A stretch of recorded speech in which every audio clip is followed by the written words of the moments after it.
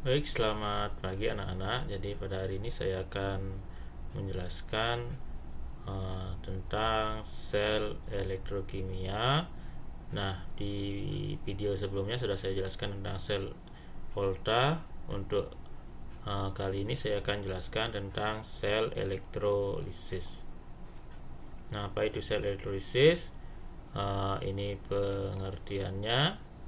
Jadi sel elektrolisis itu adalah peristiwa penguraian zat elektrolit oleh arus listrik searah. Jadi seperti pengertian yang sudah saya jelaskan di video sebelumnya. Jadi dalam sel elektrokimia ada dua, ada sel Volta, itu mengubah reaksi kimia menjadi energi listrik. Nah, kalau di sel elektrolisis ini adalah dari arus listrik bisa menimbulkan reaksi kimia. Dalam sel elektrolisis, energi listrik dapat menghasilkan reaksi kimia. Dalam elektrolisis, pada anoda terjadi oksidasi melepaskan elektron, sedangkan di katoda terjadi reaksi reduksi. Jadi ini reaksinya sama seperti di sel Volta. Di anoda oksidasi, di katoda reduksi. Nah, yang berbeda adalah kutubnya. Kalau sel Volta, katoda positif, anoda negatif. Kalau sel elektrolisis, anodanya yang positif, katodanya negatif. Jadi ini adalah katoda, ini adalah anoda. Jadi ini adalah salah satu rangkaian sel Volta. Jadi ini adalah anoda sebagai kutub positifnya, kemudian ada sumber arus, kemudian ada katoda sebagai kutub negatif. Itu reaksinya sama. Jadi di anoda reaksi oksidasi, di katoda reaksi reduksi.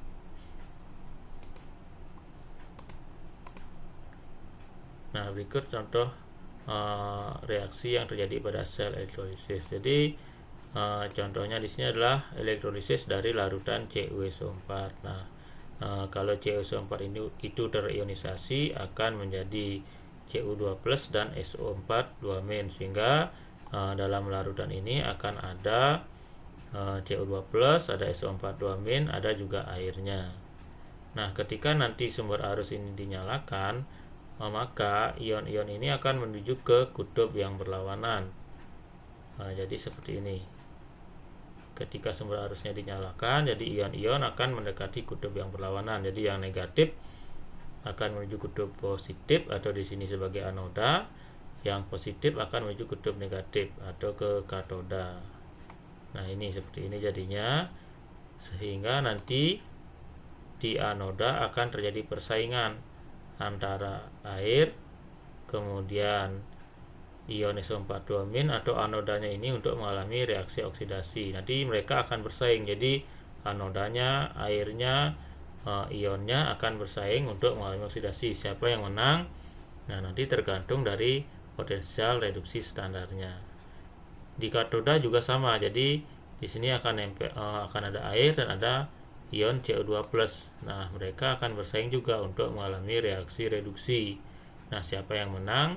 Kembali ke potensial reduksi standarnya.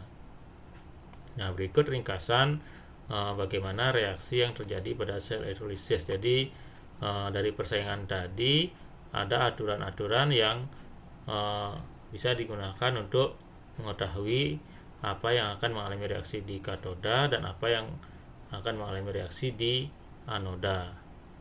Nah, untuk reaksi di katoda, yang pertama, kation golongan 1A, 2A, Al dan Mn, maka yang mengalami reduksi adalah air. Jadi kalau katodanya itu di katoda terjadi kationnya adalah golongan 1A, 2A, Al dan Mn, maka yang mengalami reduksi adalah air.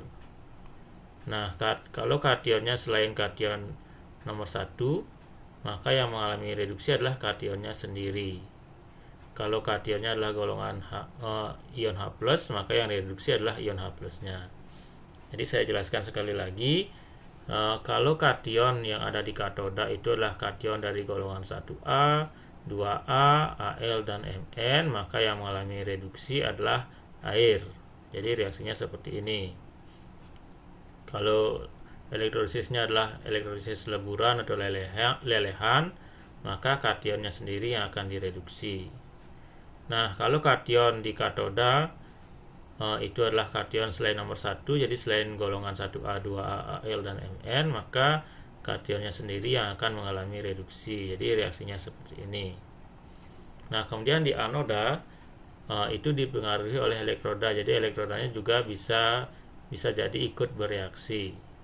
Nah, untuk aturannya di anoda adalah seperti ini. Yang pertama, untuk elektroda inert.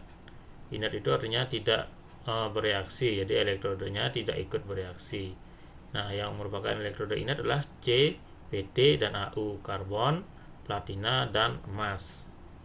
Nah, kalau elektrodanya inert, maka yang pertama adalah jenis anionnya. Nah, kalau anion sisa asam oksi seperti SO4 2-, NO3 2-, SO3 2-, itu adalah airnya yang mengalami oksidasi. Reaksinya seperti ini, 2H2O menjadi O2 tambah 4H+ dan 4 elektron. Nah, kalau anionnya dari golongan 7A, FCl-Bri, maka anionnya tersebut yang dioksidasi. Reaksinya seperti ini, 2X- menjadi X2 tambah 2 elektron. Nah, kalau anionnya adalah OH-, maka OH- tersebut yang dioksidasi. Jadi reaksinya ini.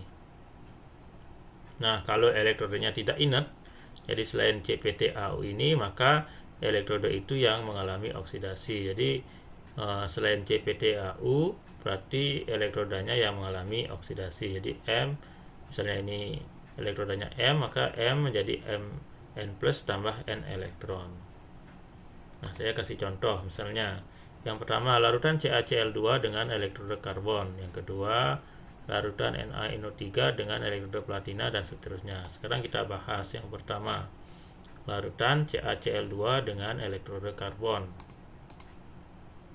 Nah, pertama kita buat dulu reaksi ionisasi dari CaCl2. Jadi penguraian dari CaCl2 itu adalah Ca2+ dan 2Cl-.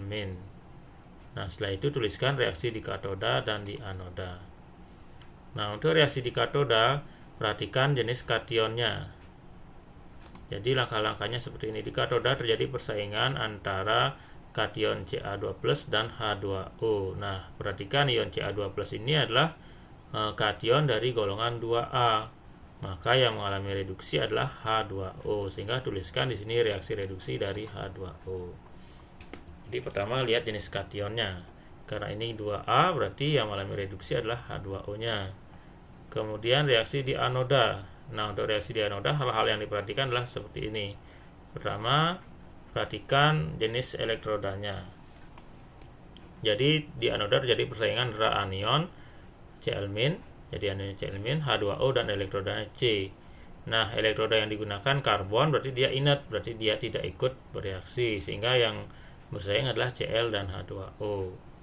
Nah, anionnya bukan sisa asam oksi, anionnya adalah golongan 7A, Cl-, berarti Cl- ini yang akan mengalami oksidasi. Jadi tuliskan reaksi oksidasi dari Cl-nya. Jadi ini reaksi yang terjadi di anoda, sehingga bisa dituliskan reaksi selnya menjadi seperti ini, 2H2O tambah 2Cl- menjadi H2 tambah 2OH- dan Cl2. Jadi seperti itu caranya menuliskan reaksi elektrolisis. Di katoda perhatikan jenis kationnya. Kalau golongan 1A, 2A, Al, dan Mn, maka H2O yang bereaksi atau mengalami reduksi. Selain itu, kationnya yang mengalami reduksi. Kalau di anoda, perhatikan elektroda dan jenis anionnya. Kemudian selanjutnya elektrolisis larutan NO3 dengan elektroda platina. Jadi sama, pertama buat dulu reaksi penguraiannya. Jadi NO3 menjadi Na+ tambah NO3-. Nah, reaksi di katoda kutub negatif itu perhatikan jenis kationnya. Jadi Na+, berarti dia golongan 1A. Jadi pertama ion di katoda terjadi persaingan antara kation Na+ dan H2O. Karena Na+ ini adalah golongan 1A, maka yang bereaksi atau yang mengalami reduksi adalah air. Sehingga tuliskan di sini reaksi reduksi dari air. Kemudian di anoda yang bersaing adalah elektroda, ionnya bisa juga air. Nah, di katoda terjadi seperti ini. Persaingan antara NO3-, air, dan elektrodanya. Nah, elektrodanya yang digunakan adalah platina. Jadi ini inert, berarti nggak ikut bersaing. Nah, berarti ada NO3 dan air. Nah, anionnya ini NO3- merupakan sisa asam oksi, sehingga yang mengalami oksidasi adalah airnya, sehingga bisa dituliskan reaksi oksidasi dari air. Kemudian ditulis reaksi selnya, karena elektronnya tidak sama, disamakan dulu. Berarti reaksi yang ini, reaksi di katoda dikali 2 semuanya. Nah, jadinya seperti ini, elektronnya dihilangkan. Hasil akhirnya adalah seperti ini. Jadi ini reaksi elektrolisis dari NaNO3 dengan elektroda platina. Kemudian selanjutnya reaksi elektrolisis dari larutan CuSO4 dengan menggunakan elektroda besi. Jadi pertama tuliskan reaksi penguraiannya. Jadi CuSO4 terurai menjadi Cu2+ dan SO4 2-. Kemudian tuliskan reaksi di katoda. Berarti di sini akan terjadi persaingan antara Cu2+ dan air. Sehingga nanti Cu2+ dan air akan bersaing untuk mengalami reduksi. Nah, Cu2+ ini bukan golongan 1A, bukan golongan 2A. Jadi dia sendiri yang akan mengalami reduksi di katoda. Jadi Cu2+-nya akan mengalami reduksi. Tuliskan reaksi reduksi dari Cu2+.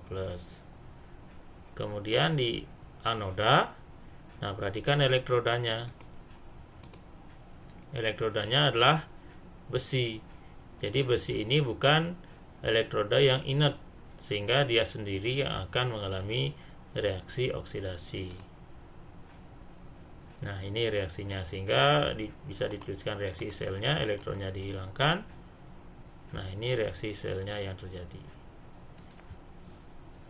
Nah, itu reaksi elektrolisis dari larutan CuSO4 dengan elektroda besi.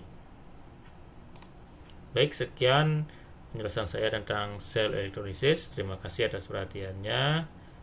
Semoga bermanfaat.